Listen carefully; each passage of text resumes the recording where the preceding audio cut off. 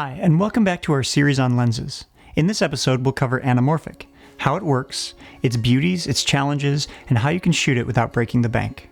While normal lenses are called spherical lenses because they're round, anamorphic lenses are curved, which gives the optics an oval shape. To explain why, let's start with a little history on how they came about.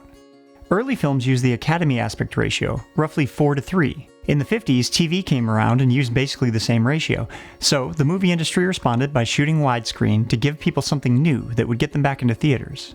But there was a problem. 35mm film is only so big. So where the old Academy standard took up the right amount of space on the film strip, 4 perforations high, a widescreen frame would have cropped the image down to 3 perfs. That's a lot less area on the film, and it would make for a grainy, blurry, lower resolution picture. Cropping like this was fine for the middle ground aspect ratios like 1.85:1 that Hitchcock liked to use, but it wasn't okay for widescreen. Instead, they used anamorphic lenses to squeeze a widescreen 2.39:1 ratio picture, called 239, onto that same 4:3 area of the film. And that squeezed image would be stretched back out later for viewing in widescreen. This process gave us the iconic look of so many of our favorite movies. First are those famous horizontal lens flares. Also, the out of focus area, which we call bokeh, is squeezed, giving you oval shapes instead of circles. Finally, anamorphic lenses are very imperfect.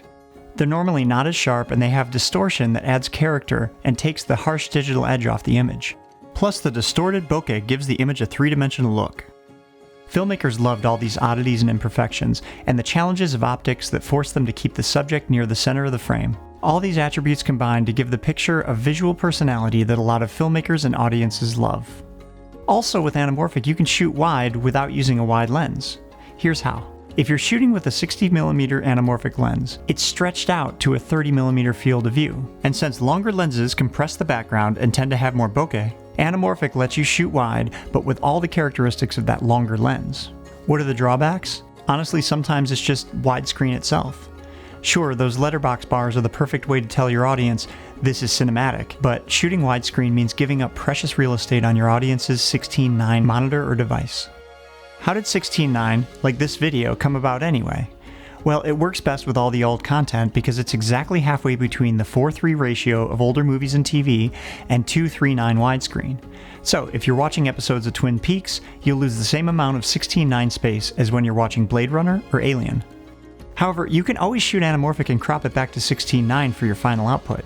Some shows produced for cable and streaming have done this, like True Detective, and others like Glow shot anamorphic and cropped a little less to a more forgiving middle ground aspect ratio. Notice that anamorphic bokeh and that background separation even in the wide shots. That's definitely anamorphic. See, no matter your final aspect ratio, there are really beautiful characteristics to anamorphic that make it worth shooting. So how can you shoot anamorphic? Nowadays, there are more affordable lenses and adapters for spherical lenses, phones, drones, pretty much anything that shoots video. There are already plenty of videos online that do a great job of comparing brands of anamorphic lenses and adapters, so we'll link to those and instead just cover your options in broad strokes. Anamorphic lens adapters cost anywhere from a few hundred to just over $1,000, and they come in 2 flavors, rear-mounted and front-mounted. Rear-mounted don't really give you as much of the anamorphic look, so front-mounted are the way to go. If you step up to dedicated anamorphic lenses, only Atlas and SLR Magic make lenses that don't cost as much as a new car. Theirs run about $8,000 to $9,000 for a 3-lens set.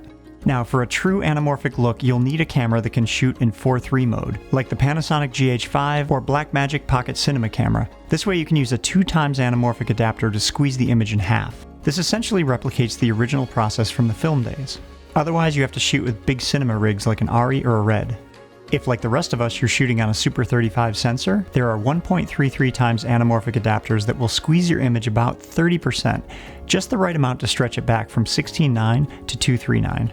It's still a great look, and all those anamorphic qualities we talk about still exist, they're just a little more subtle. Here's a real-world setup. Our Sony FS7 with a Super 35 sensor and an SLR Magic Anamorphot 65 adapter mounted to our Fujinon 18-55 Cine Zoom. Now, the biggest drawback to adapters is that they have a totally separate focus ring. To pull focus, you need to turn focus on the lens and the adapter at the same time. So we're using a remote follow focus with 2 motors synced together. Lastly, you'll need a separate monitor that can de-squeeze the image for preview because most consumer cameras don't have the ability to do that. We were up to about $3,500 in extras to enable our camcorder to shoot anamorphic. I found that less expensive options can look cheap, a little like toy lenses, and I feel like this setup is about the minimum for full anamorphic functionality that'll look really good. Clearly, there are a lot of workarounds that need to happen to shoot anamorphic unless you're working with a cinema rig and a proper budget, but this setup gives us a very specific look that may be worth it to you if you're trying to make your footage unique. Content creators are always looking for ways to stand out from the crowd, and shooting anamorphic is a stellar way to do that. And since one adapter will work across almost all of your lenses, it's a lot of functionality for the money. Thanks for watching.